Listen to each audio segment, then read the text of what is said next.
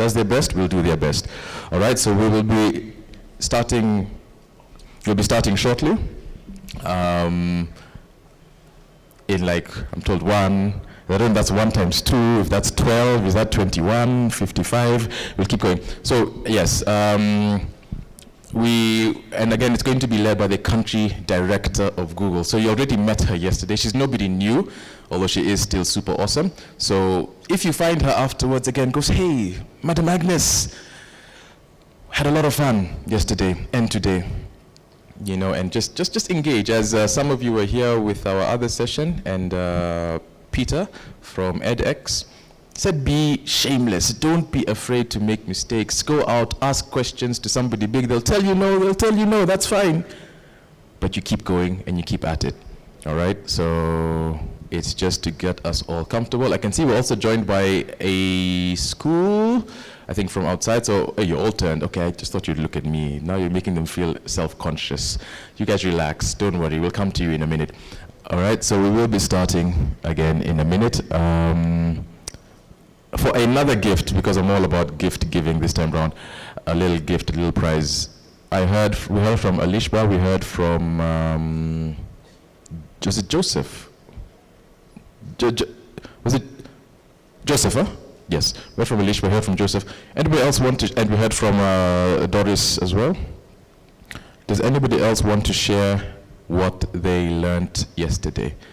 And actually, I want to ask one of our teachers if they can also, if there's anything they learned.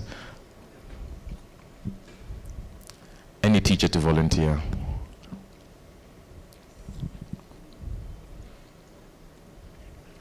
No teacher volunteers. Okay, so students, please don't, oh, okay, we have one. I was going to say, don't always use your teachers as role models. That's extremely important, except for what they did just now, right? So make sure you always volunteer going forward. But just now, we forget that, but okay, good. Yes, Madam Alice. Okay, they're coming.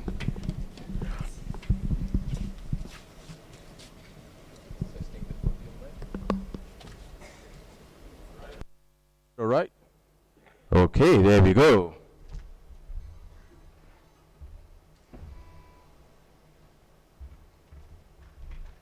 All right, so remember, let us, in 3, 2, 1, rise to our feet and give the ambassador a round of applause. Keep it going, keep it going. Woo, in the horn. All the way as they make their way to the stage. Keep it going, one more time. Another round of woos. Thank you very much. And one more round of woos. Fantastic, fantastic, fantastic. Thank you. Thank you very much. Thank you very much. Karibu Balozi, Karibu Agnes. I think as soon as you're ready, we can actually have a seat and then we will all go. Thank you very much. One more round of applause as you're seating to keep yourselves warm as you get down. Fantastic, fantastic. Thank you. Now, as you can see, we have very important guests on stage, but I will not be the one to introduce them. I want to introduce somebody else who is such a friend of YSK from the Embassy of Ireland. She is, when she came in, I promise all of you, she has your best interests at heart every single day. Are the kids okay? Are they doing well? Are they learning? Are they benefiting? What can we do to improve their experience with YSK? None other than, and we give her a really loud, no, Jill, you have to wait. She's running already. None other than the Deputy Head of Mission at the Irish Embassy, Miss Jill Clements! Good morning, young scientists. How's everyone today? What? Let me hear you. Brilliant. You are incredible young scientists, and I am enormously privileged to be in the same space as you. Thank you for inspiring me. Yesterday was a phenomenal day. I walked through your projects with Agnes, and we met some really incredible girls and boys who are doing, who are already using your knowledge, your experience, your enthusiasm, and your creativity to make Kenya a better place. So thank you for that. Thank you for inspiring me. But I'm only here for a very brief moment to say how incredible all of you are and how privileged I am to be able to introduce your two fireside chat speakers today. You will leave this room, I am sure, inspired, thinking about what you're going to do next with your career, with your education, and with your lives. And I think that there's no need to continue for me to talk, other than to say today you're going to hear from the not the CEO, we corrected that yesterday, the director of Google here in Kenya and for East Africa, Agnes Gataya, who will be speaking with Her Excellency Meg Whitman, the ambassador to Kenya for the US. So two incredible leaders of industry in their own right, two incredible STEM champions, and two women leaders that I think you will find incredibly interesting. Over to you, Agnes, and thank you so much, both of you, for joining us today.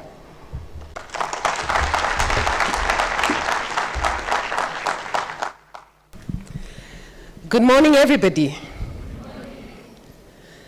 So today is a different day from yesterday. Yesterday I was looking out and seeing very many unfamiliar faces. Today I can actually pick a few of you out based on the projects that I saw yesterday. And that is amazing. Now today is also an amazing day because we have an amazing guest. Our young lady there yesterday was asking us a question where she started the question by saying, now that you women have made it. Remember that? We haven't made it yet. And the conversation we're going to have today is going to tell you about a journey, an amazing journey of our 18th US ambassador to Kenya. She presented her credentials on August 5th. What was happening in August this year? When were the elections? And she presented her credentials on the 5th, so you can imagine what her first work was. But since then, she's been able to settle, meet many, many leaders in government, in public, in private sector, in NGOs, and has a better understanding of who we are and what we do. I'm particularly excited about her because I've followed her career for many years, since I was a child. She's one of the aspirational people where we said, when I grow up, I want to be Meg Whitman. Extremely, extremely inspirational career. She has significant experience in business, and especially in the tech space, which is where I am. She has led from startups to large multinational companies in Silicon Valley. She has served as the president and CEO of Hewlett-Packard. Have you heard of Hewlett-Packard? Have you heard of HP? Has everyone heard of HP? Yes. This is an HP. This is an HP laptop. Anybody seen an HP laptop? Wonderful. So she was president and CEO of HP Enterprises and HP Company, both multinationals tech companies. She also served as president and CEO of eBay. Have you heard of eBay? Yeah, you're getting it, huh? Yes, and not only was she president and CEO of eBay, she was so, and we're going to talk about the transformation later, and the work she did to transform that company to the global powerhouse it is today. She sits on a number of boards. Procter & Gamble, you've heard of it? What do Procter & Gamble make here? Anyone know? Ariel. Ariel soap? Yeah. Always pads? Yep. Lots of detergents, right? Yes, so she sits on the global board of Procter & Gamble. She also sits on quite a number of other boards that are business boards, but she also lends her work to doing good.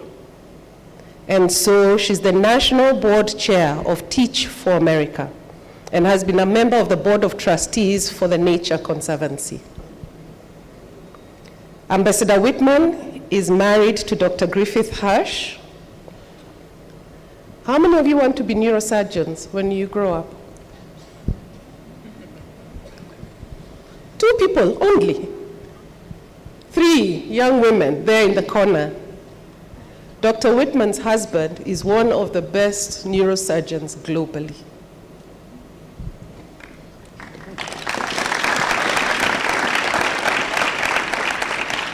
The 2 of them have 2 grown sons and 3 grandchildren. 3 as of 2 days ago. As of 2 days ago. So Ambassador Whitman holds an MBA from Harvard Business School. Yeah, I told you. She's an amazing woman. And an AB in economics from Princeton University. Maybe we can finish here.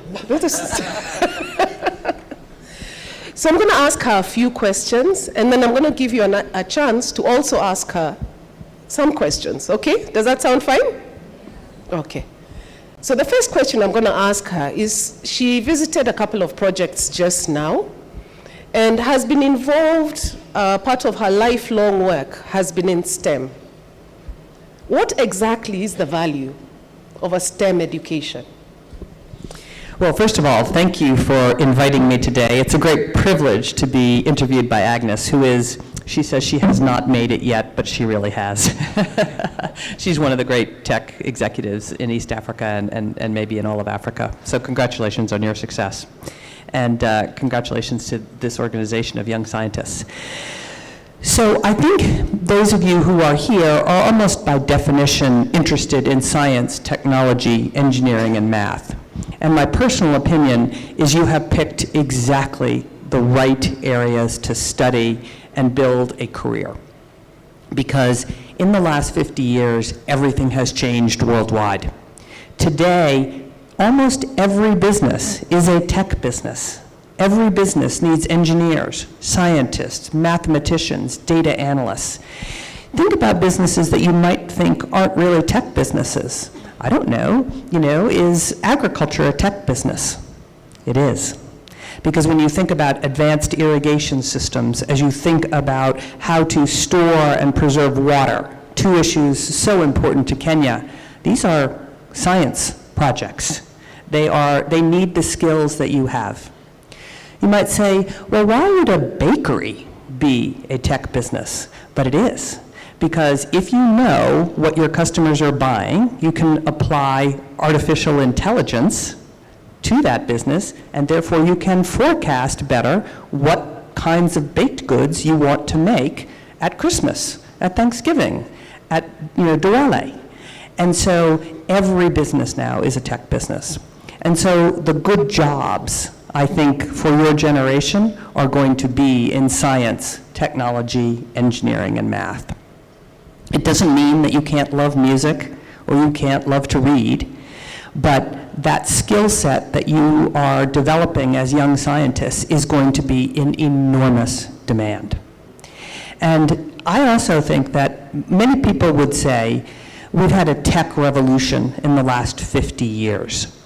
You are all too young to remember, but in 1998, we were just starting to do email. The internet was at its earliest stages. Cell phones didn't really even exist. And what has happened in the last 30, 40, 50 years is extraordinary. But I would still say we are at the beginning of the science, technology, engineering, and math revolution for the world, not at the end. I think we may be at the beginning, the end of the beginning, but there is another 50 to 100 years of incredible opportunities. And so I think you have picked exactly the right field to go into. If you love it and you have an aptitude for it, the future is very bright for every single one of you in this audience. The jobs are going to be there, you're going to be in an incredible demand, and you will have an opportunity to make a real difference to Kenya. Thank you so much. Just one question. If you look at this audience, you will see a large number of young ladies. When I went to university, remember yesterday I was telling you I went to university? When I went to University of Nairobi mechanical engineering class, we were 120 in the class, and we were four women out of the 120. What advice do you have for these young ladies as they go on with their careers in STEM? Well, I think both you and I were pioneers. When I joined Procter & Gamble right out of university, out of business school, we had 100 people in what they called a brand assistant class, which is where you learn how to do marketing and learn how to bring products to market and brand and do advertising. And there were 100 of us, and there were 4 women. So, and that wasn't even an engineering field. So I think what I would say is, and I think all of the women in this audience, and frankly the boys too, the great careers and I think the real talent for science, technology, engineering, and math students, you have to start very young. Maybe some of you have brothers or sisters or cousins who are in kindergarten or first grade or second grade. Encourage everyone, encourage particularly the girls to pursue that line of study. In the United States, kindergarten to 6th grade, the boys and the girls do exactly the same. They score the same on the tests, they're equally able on math and science.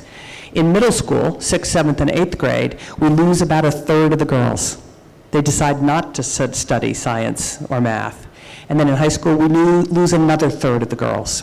So encourage each other, encourage yourself. Science and math are hard disciplines.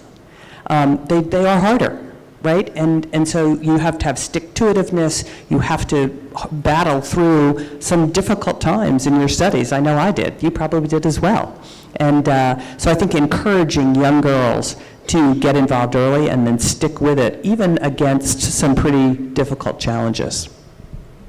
Thank you. Now let's shift gears a little bit. So you've been in Kenya now 4 months. And as I had mentioned earlier, you've met with the business community, you've met with government. What are your early impressions of the country? And in particular, reflect on the business and innovation dynamics you're witnessing. So I was very pleased to be asked by the White House to be the U.S. ambassador to Kenya. And what the White House told me was, Meg, you are a perfect fit for Kenya because Kenya is the technology leader in East Africa and could be the technology leader for all of Africa. And he said the tech community, the science community, the engineering community is very strong in Kenya. And my tech background at eBay and Hewlett-Packard, I thought could be a good fit. And he also thought that as well. And so I have been incredibly impressed with the opportunity in front of Kenya. The venture capital community here is very robust. Venture capitalists are the financing group who funds startups. So if you had a startup idea when you graduate from college, you would get funding perhaps from a venture capital firm. So venture capital is absolutely critical. And Kenya has the second largest amount of venture capital in all of Africa, next to Nigeria, but as a percentage of GDP, the economic size of the country, Kenya wins. And that bodes incredibly well. Also, very good tech ecosystem, Safaricom, M-Pesa, thank goodness for Google, who has been here 15 years, a remarkable bet on Kenya.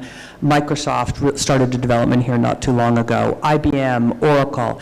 There are a lot of tech companies here that I think bode very well for the future. I think the biggest limitation, and this is where you come in, is there will be a shortage of tech talent in the next 10 to 20 years.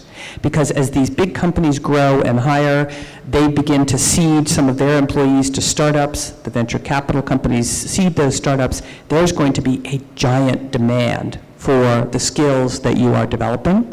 And my biggest worry is, will Kenya be able to keep up with the demand for the kind of people that Google wants to hire or the kind of people that the startup community wants to hire? So I think it needs to be a business priority, a government priority, to make sure that the talent is there. You can already see with Google and Microsoft and several others, there is more demand for tech talent than there is today. And so I think, but the other thing that I think is such an advantage for Kenya, Kenya doesn't have a lot of minerals. Kenya doesn't have a lot of natural resources that some of the neighboring countries do, like the DRC, who has all these rare earth minerals and others. What Kenya has, and I like the way President Ruto says this, our greatest asset, he said, our greatest asset in Kenya is above the ground, it's our people. Dynamic, entrepreneurial, figure it out. And you can see it just in the two science exhibits that I saw. With not a lot of money, you all figured things out that hadn't been figured out. And that entrepreneurial spirit, that attention to, this seems really hard, how do we do it, I think is a huge advantage for Kenya. Remember the conversation we had yesterday about careers of the future? A lot of that demand is happening now. And as Ambassador Meg has told us, even today, the number of developers that are required in the market is not enough. So with that in mind, as they start having to choose subjects to go into university and go ahead in their lives, where do you think they should focus that attention for? Well, first of all, I think most importantly, you need to decide what you love to do. You're going to spend a lot of time at work, and it's important to love what you do. And what I know from watching people's careers is if you love what you do better at it. Think about it. When your mother asks you or your father asks you to do something you don't really want to do, sometimes maybe you don't do a great job. But when you're doing something you love, you'll spend hours at it, and you'll be so excited. So if you and this group, I think, really leans towards science, technology, and engineering and math, but that is a very broad field. So what do you love? And then try to get exposure to that. Internships are an amazing opportunity to try things out as you go through high school and college. And if you love science, the health care opportunities here in Kenya are enormous. KIMRI, the CDC, there's tremendous need for great biologists, scientists in healthcare. There's tremendous need, as Agnes said, for computer scientists. If you love computers, if you love to learn how to code, the demand will be there. Mathematicians, big data and analytics is going to be a very big part of the future. So if you like working with data and you like analyzing data and you like machine learning, think about that as a career. And then engineering of all kinds, whether it's mechanical engineering or chemical engineering or civil engineering, the demand for those jobs will be enormous. And then I'll tell you what I wish I had done. I was not an engineering major. And if I had to do the whole thing over, I would force myself to be an engineer. It would have been harder than economics, which is what I did, but that engineering discipline, how to think about a problem, how to analyze a problem, how to come up with a solution like you have done in your projects, is a discipline that will take you very far, no matter what you decide to do. So, you probably didn't think you would be running Google here in Kenya when you were a mechanical engineer. But didn't it set you up from a way to think about problems that have let you be as successful as you have been? Indeed. STEM is a mindset, or it's a mindset shifter. And I think we hire for mindset now more than the subjects. And I think we spoke a little bit about that yesterday. So I need to finish that mechanical engineering story at some point because I didn't finish it. I ended up, because of how it was set up then, I ended up in the US where I finally did my economics. Remember I had said I wanted to do economics? So I graduated with a double degree in economics and mathematics. So still had a little bit of the STEM in there. But But let's shift gears. I mentioned eBay, right? So under Ambassador Meg's leadership, eBay grew from a $4 million company with 30 employees to an $8 billion company with 15,000 employees. And this is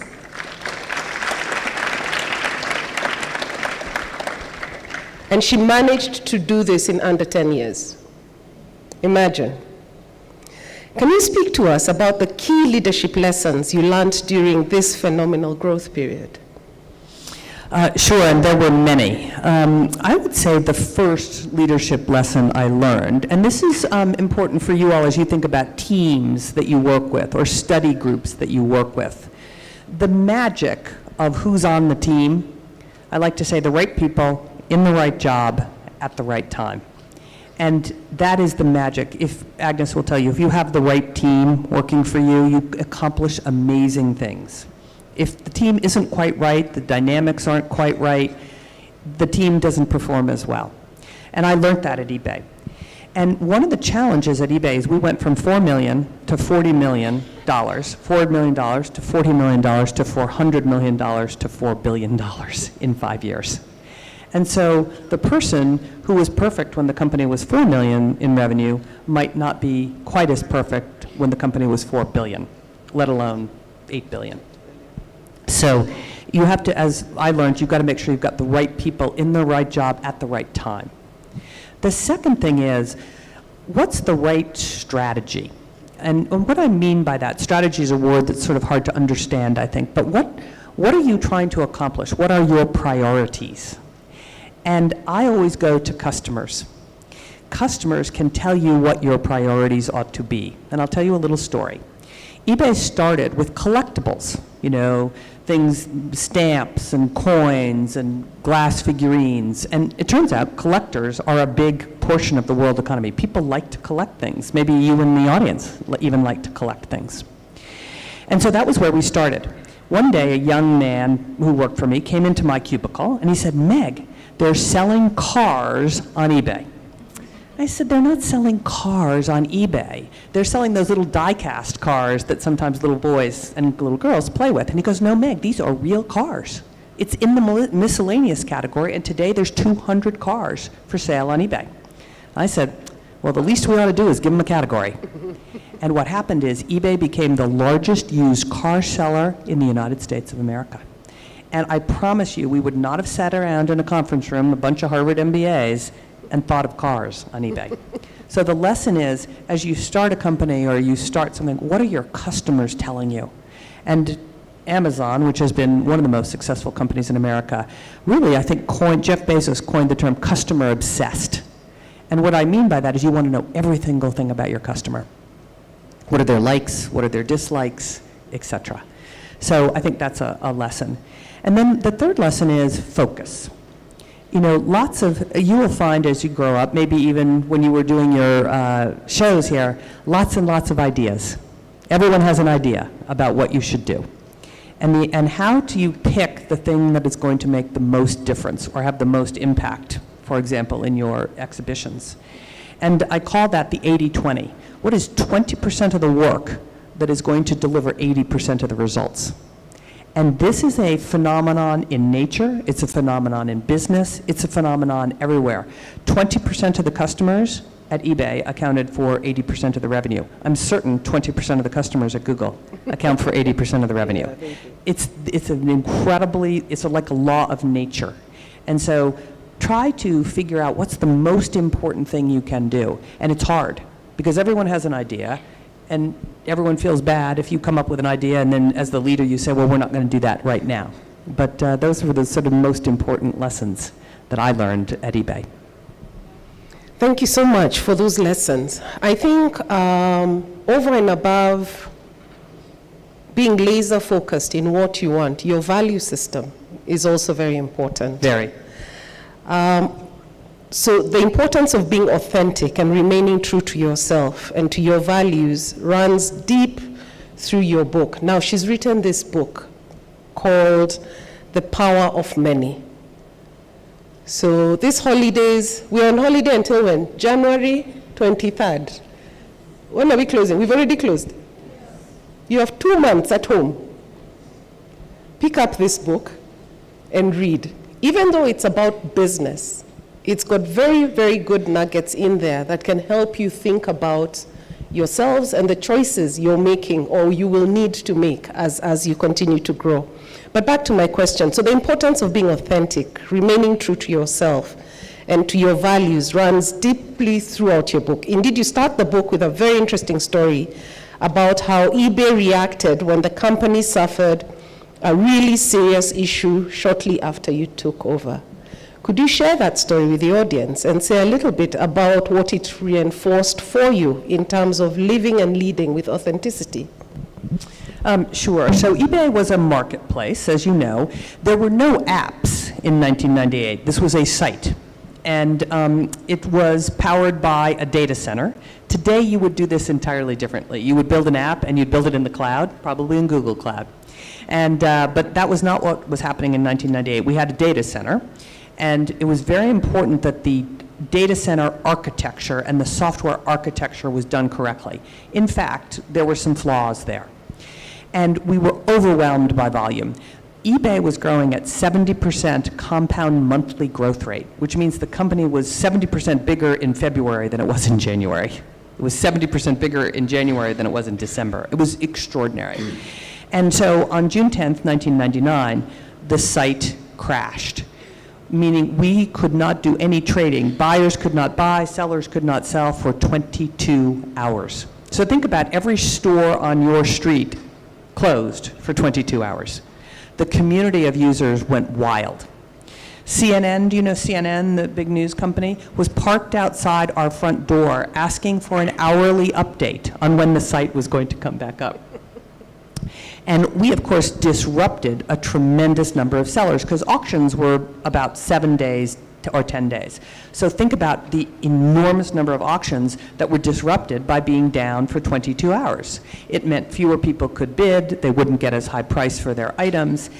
And when the site came back up, we looked at each other and said, how do we make our sellers whole?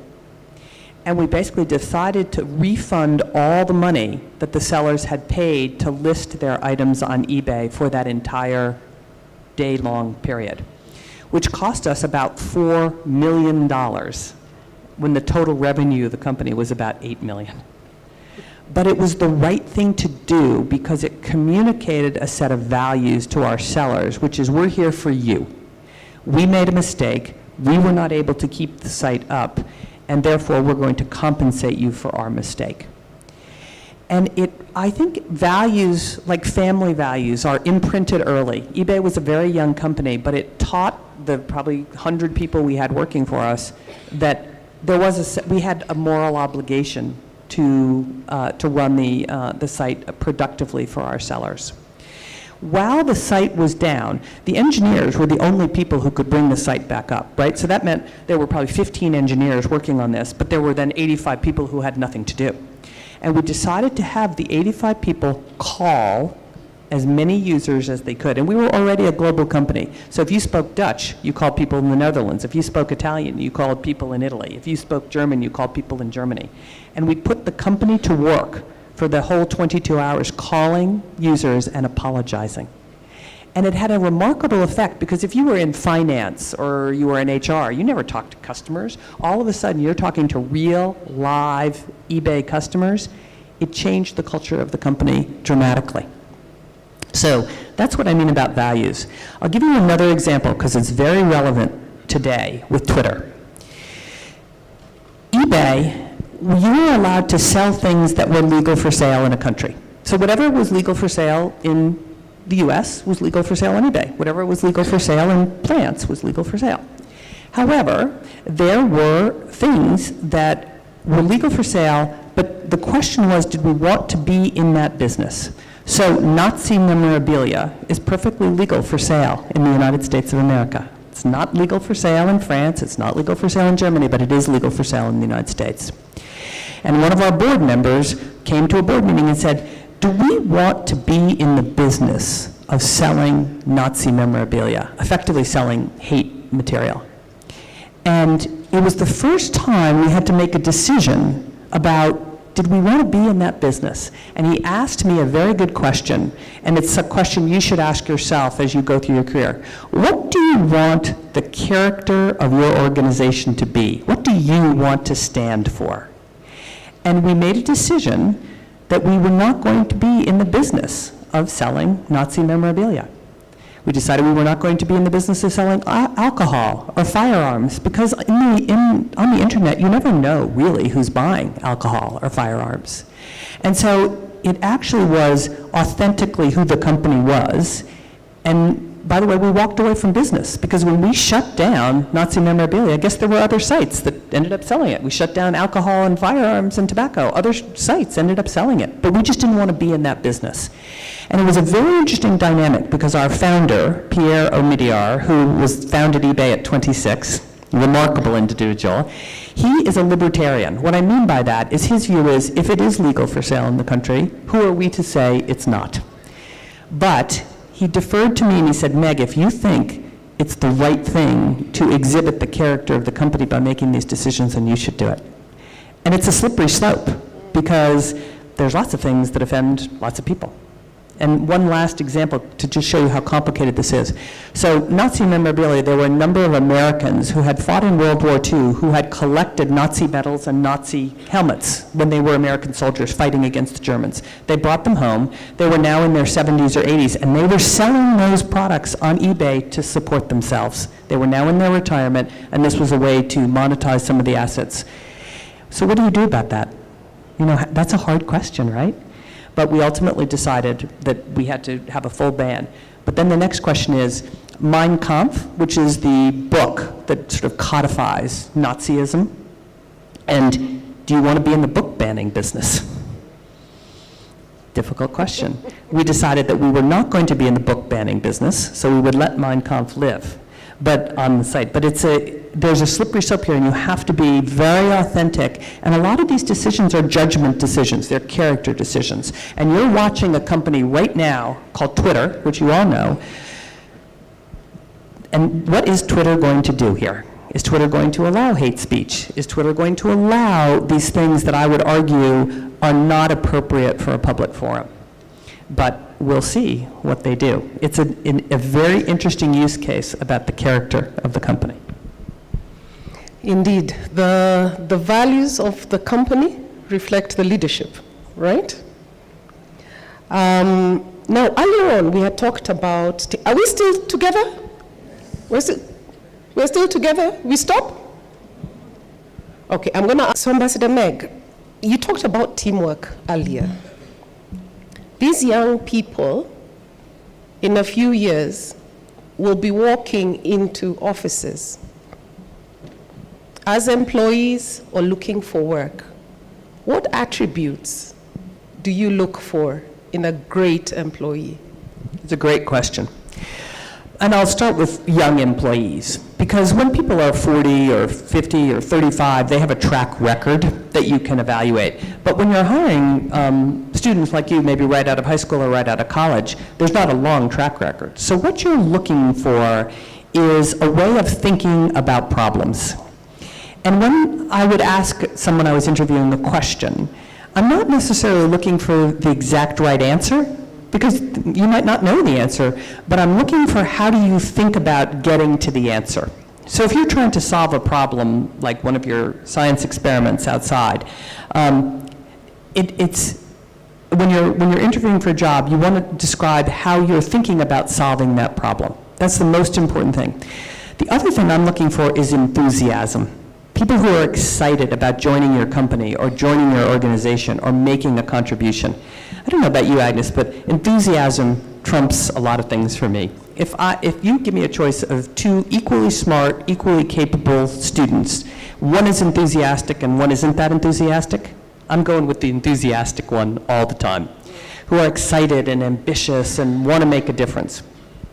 And then I also look at the quality of the questions they ask me. And when you're interviewing, your interviewer will ultimately say, do you have any questions? And you have to have questions. The right answer is not, no, I don't have any questions about your organization. I got it. Wrong answer. because it's not helping me understand how you think about it. So as you go into interviews for internships or companies, what are the questions that you have about that company or the industry or how they're doing in Kenya or what the next stage of growth is going to be? And it's very, very important that you think about good questions, because that's one of the things I think interviewers are looking for. Have they thought about the company? Have they thought about the job? You could ask more questions about the job. What do you expect me to do in the job? What does success look like at Google? What does success look like as a product manager at Google? So those would be my three. And you got to prepare. By the way, I'm a big believer in preparation. Never roll into an interview unprepared. Never. Wonderful. Who's our first question? Go ahead. Thank you. I think we actually have a question from that side that we'll start with. We'll start with that side and then we'll come back here.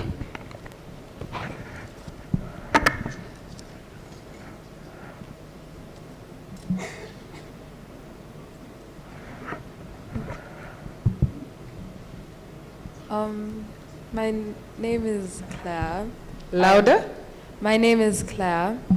I'm in year 9 in Millennium Global. What challenges do you face as a woman in leadership? Are they global, and what are you doing in your power to solve them? It's a very good question. In case someone couldn't hear, what are the challenges I faced in leadership, and what are we doing about it globally and even here in Kenya? So as we started out, I went to Princeton. I was just the 4th class of women to go to Princeton at an all-male university that had been all-male for 250 years. 20% of my class was women. I went to Harvard Business School, which had largely been all-male for 200 years. 10% of my class was women. So what do you do in a situation like that? You know, it's hard to navigate. My choice was, the only thing I knew to do was to do the job that I was assigned the very best way I knew how. So some of this is just pure hard work. And it is true, I think, I'd be interested in your perspective, Agnes, often women have to work harder than men. Because there is a little still, I think, even in 2022, a slight bias. And so I worked really hard. And I always decided that whatever I was asked to do, I was going to do the best job that had ever been done at that job. I wasn't going to worry about my next job. I wasn't going to worry about anything except for the job I was doing. And that paid real dividends. And then I decided that, back to authentic self, you just have to be who you were. I was married to a neurosurgeon. I had 2 young children when I worked at Procter & Gamble and Bain & Company. A lot of my male colleagues were hanging out together on the weekends. They were playing soccer together. They were going out to have a beer.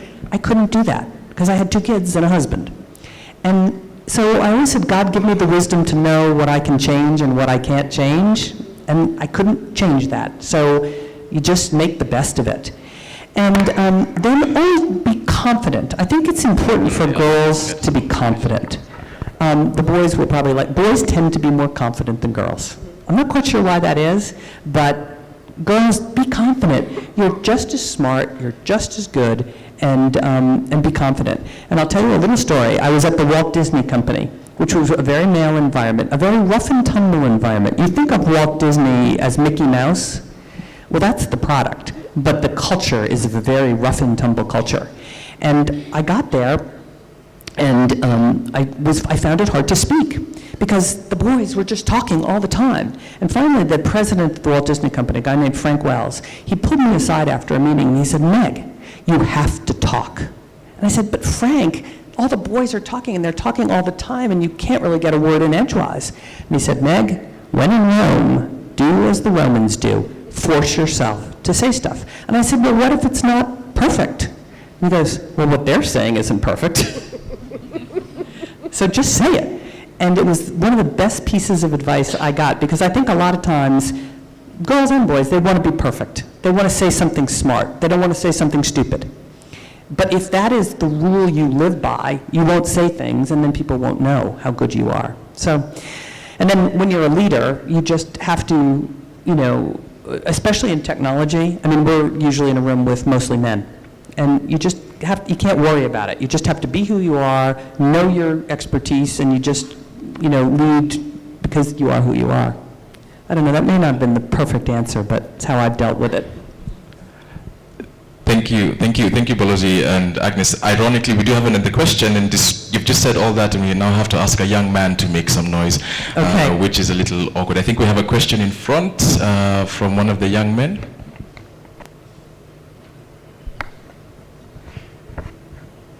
So, good morning, everyone. So, I'm Marshall Israel from St. Joseph's Rapogi. I'm in Form 2. So, my question is, when I grow up, I want to become a software developer, and my role model is Elon Musk. So, how would you advise me to take up after his steps? And you find out, like in Twitter, he's allowing, as you have said, bad comments, allowing people to comment negatively on other people's ideas. So, how would you advise me? Well, I'll get you to answer this too, Agnes. I think you have expertise here. So if you want to become a software developer, I would advise that you try to go to a university that has a computer science degree that they offer, that will teach you how to become a basic software developer. And so choose your university and choose the program very, very carefully. I would also argue to see if you can't get internships. I'd call Agnes right here. And give her your name, and then make sure in a year or two or whenever you need the internship, call her and say, do you remember I was a young scientist leader? And because those summer jobs are super important in terms of gaining your skills. And then software engineering is an apprenticeship business. I think apprenticing to teams that are writing code, and how do you learn from people who do it really well? So getting in the right organization and the right training program, I think, is absolutely critical. But you should answer because it's your domain right here in Kenya. Do you have access to a laptop? Not yet. Do you have access to a cyber cafe at home? You do? So there's a lot of free coding lessons online currently. Just start there. We have children the age of 7 who are starting to code. Coding will be a requirement going forward. So spend some time. All that, beginning coding, whatever, it's free and it's online. Start your journey now, right? I'll give you a statistic. Do you know in Africa we have 740,000 developers?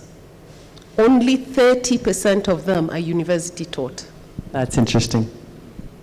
The rest are self-taught, right? I'll give you another example. My daughter loves to play the trumpet. Her trumpet teacher is a self-taught software developer. He took a degree in music at KU. Today he's coding here in Nairobi for a company in the US. So all those 740,000 developers we have, 38% of them today work for companies outside Africa. They're not going out to get jobs. They're sitting in Lodwar with their laptops, working for companies across the world, writing code. It's an amazing career choice you've made. Don't wait. Start now. Right? And build. Great answer. As for Elon Musk, when we look at leaders, look at them two ways. There's their value system, and the brilliance they bring to the area. Elon Musk has done an amazing job in terms of Tesla, in terms of building out organizations, and we can't take that away from him. Right? Let that be the side you are passionate about. He also has a governance side that we are all now watching, because every day it iterates, right? But pick what is core to what you like about people who you look up to, right? So for example, I look up to Ambassador Meg. She's had a brilliant tech career. She's been able to transform that into business organizing, leadership outside tech. She's been able to translate that to service to the people. She's been able to translate that to being a public servant, where she now serves the country with her expertise. That evolution I look up to, right? So pick what you admire about people and emulate that bit. You don't have to take the whole. Thank you. Those are very powerful answers. Very powerful answers. I think we have another question. I want to go to a lady this time. I see the gentlemen are all raising their hands. You've inspired them. Let's hear a young woman's voice. My name is Lakeisha, and I'm in year 8 in Millennium Global International School. My question for you is, are there any scholarships or exchange programs to the U.S. this upcoming academic year? And I'm sorry, what grade are you in? I'm in year 8. Year 8, okay. So let me get back to you on that. There are lots of exchange programs that are run by the U.S. Embassy, many funded by USAID or other parts of the embassy. So if you come up after this and just write on a piece of paper your name and how to get a hold of you, we'll get back to you with, and then I can distribute it to the organizers here. But I want to be quite clear as to what is appropriate for different ages. So we believe so much at the U.S. Embassy about people-to-people exchange. I've run into so many Kenyans who were deeply influenced by the time they spent in the United States or the UK or Germany or South Korea. And I just think it's one of those incredibly valuable experiences for young people to travel abroad, to see a different culture, to see how things are done differently. So come up to me, and then I'll also get it to this organization about what you can apply for at what age. Thank you. Great question. Thank you. That was a brilliant question. I think we have another question here, a young gentleman. And just to say, Balozi, I know that we are running out of time, so we're going to ask brilliant answers. We could hear you forever. We keep it short. One more question, and then we can move on to the last bit. Hello. Greetings to everyone. My name is Ali Jamal Mohammed. I'm from the northern part of the country, Mandera Shekala High School. I'm currently going to Form 4. Then when I grow up, I want to pursue a course in ICT. Yet we don't have any university offering that course in our county. The nearest being 700 kilometers away, which is much farther. So dear Madam, my question is this. Is it possible for the U.S. and the embassy to invest in our countries like mine and the talented youth we have?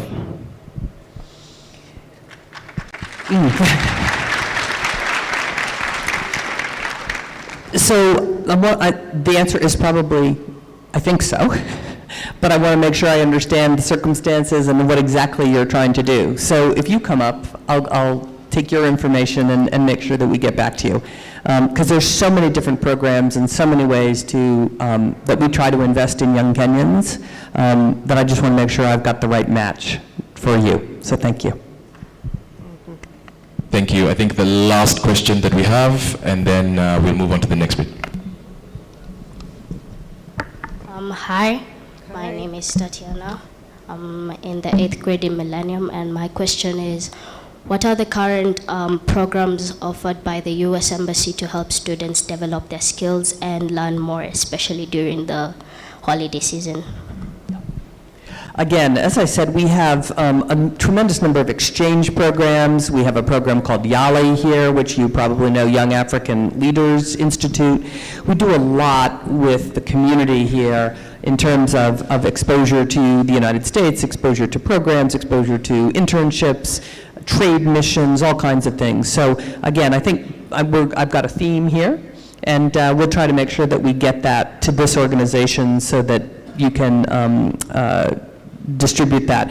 I'm not 100% sure of this, but I think if you go to the embassy website, there's a lot of information on these programs on the U.S. website. So But we'll get that information to you. I'm thrilled that you are interested in these kinds of programs, so thank you for that.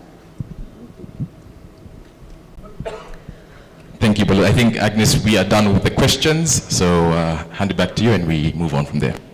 Wonderful, wonderful. I had seen your hand up. What happened? Did you have a question? Ask it.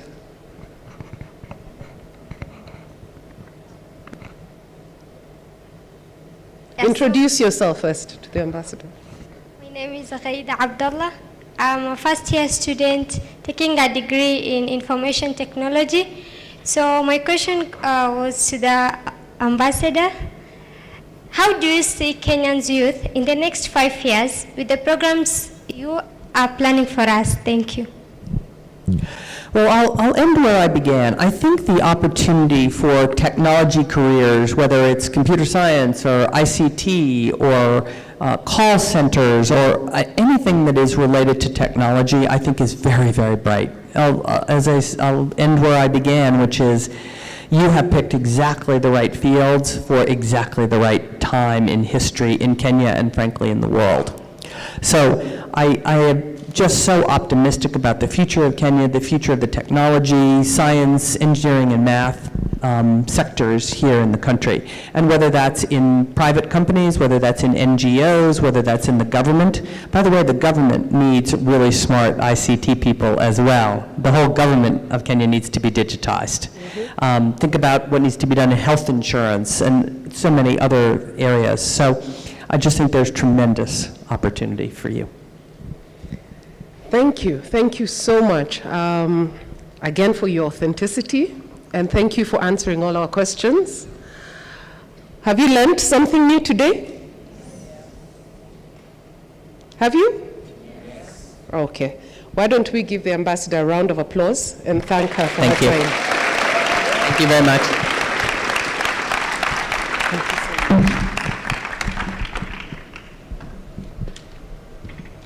One more round of applause, please, for this fantastic session.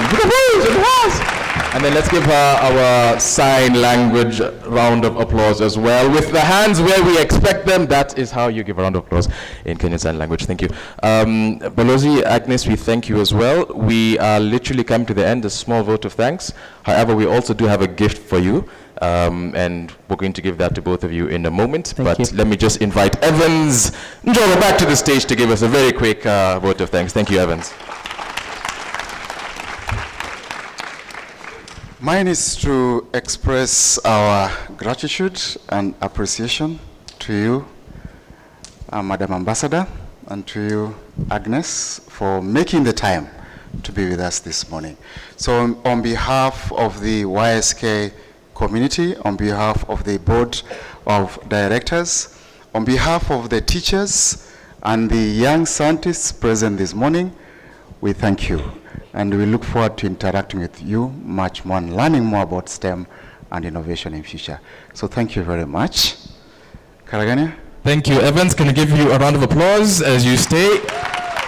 So this will literally only take us 1 minute. I wanted to just switch microphones. It was cool from there to here. Now, I'm going to invite Prudence and Letitia from Matungulu Girls, as well as Joseph from Mbita High School, and Alishba, if you can come to the stage, please, from Women's School, so we can hand out our lovely YSK t-shirts to both Her Excellency the Ambassador and to Agnes, and then we will take a photo. So I see we have a few board members.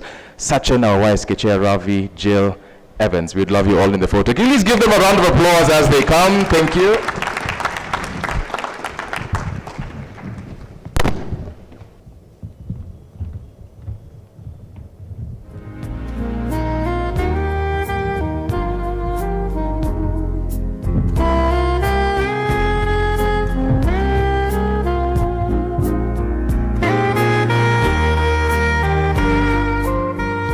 Just if you can hand it over. I think we have two, so if we can have two of you on the other side next to Agnes, please.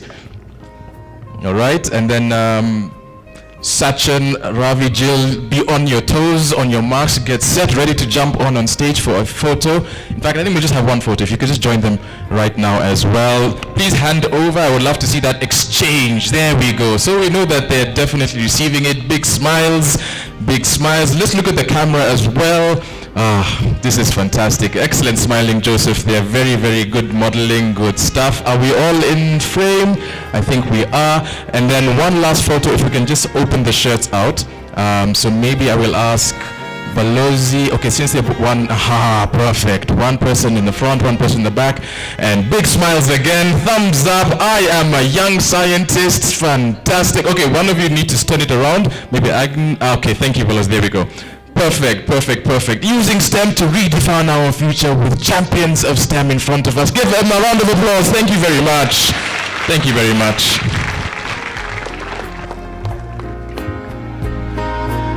I'm going to ask all of us if we can remain seated as the ambassador and Agnes leave. Thank you very much. Let's give them a round of applause as they are escorted out of the venue. One more with the whoos, with the whoos. Thank you very much. If we can just remain seated. After this, young men, young women, very, very, very happy. Did you learn something from that session? What did you learn? Shout it all at the same time. 3, 2, 1. Look, I have very good hearing, so if you could just shout out at the same time. 3, 2, 1. Okay. Now you know what you... I hope they can't hear what you learned, because that's going to get... Okay, great stuff. Now, from here, you are going to go back to your your stands. I'll also encourage you, because I know yesterday was a very busy day, you may not have had the time to go and explore some of the panel exhibitors that we have. We have many. I'm trying to think from the top of my head. From that corner, Discovery Center, then I know there's Riara University, there's a what are they called? Who knows the one in that corner? Jijenge, isn't it? Jijenge there, then Riara University, I know there's Concern Worldwide. There is Elimu Shop, I think it is. Hey, some of you guys are good. She's coming up and help me, I can't remember. But look, go through. We also have Kenya Space Agency with a fantastic dome, both students and teachers.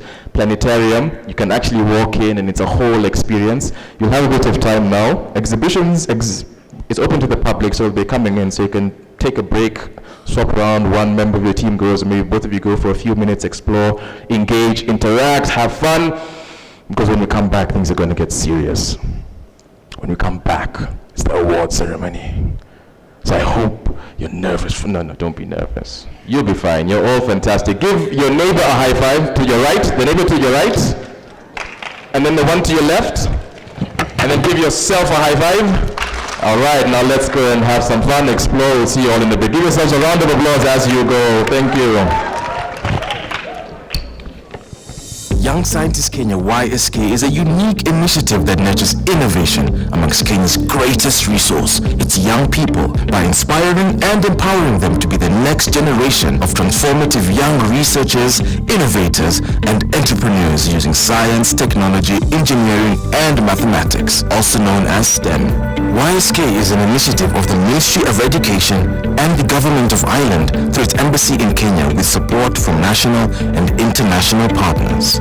His Excellency, the President of Kenya, Uhuru Kenyatta, is the patron of the YSK initiative, which is modeled on the internationally acclaimed BT Young Scientist and Technology Exhibition in Ireland.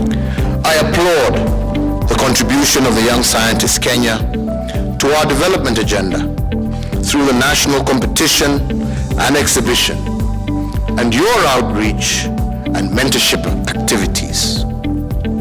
As Ireland's ambassador to Kenya, I'm so honoured at the enthusiasm with which Kenya's government, academia and private sector have grasped the opportunity of YSK to embed STEM skills in schools nationwide. The original Young Scientist competition was pioneered in Ireland more than 55 years ago, and it's proven absolutely critical in Ireland's transition from a relatively poor country, suffering deep unemployment and economic migration, to one of the world's most open and globalized economies. To the young people who are taking part at the Young Scientists Exhibition, the reason why you're doing this science is because you've got an inquiring mind. You're trying to find out why something works or how something works. And you never know that from your findings, something very useful, which would be very useful to your country, to Kenya, would be. Winners of the Irish competition have gone on to become the driving force of Ireland's economic transformation and the top global science and technology entities. YSK is modeled on 3 pillars: STEM outreach and mentorship, the National Science and Technology Exhibition, and the Winners Bootcamp. These pillars are designed to spark young Kenyans' interest in STEM subjects and careers and build